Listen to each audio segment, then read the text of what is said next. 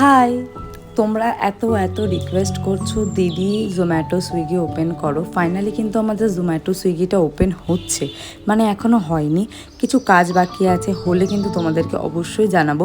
আজকে আমি আর গোপাল জোম্যাটো সুইগির জন্য ছবি শ্যুট করছিলাম, মানে দোকানেই শ্যুট করেছি।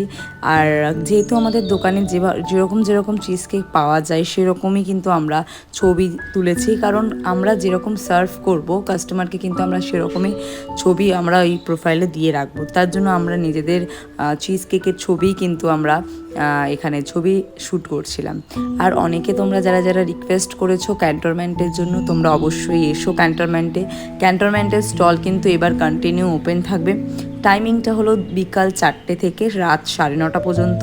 তোমরা প্লিজ এর ভেতরে এসো। আর ক্যান্টনমেন্ট স্টেশন হলো 2 নম্বর প্ল্যাটফর্ম, টিকিট কাউন্টার একদম সোজাসুজি। আজকের ভিডিওটা এতটা, টাটা।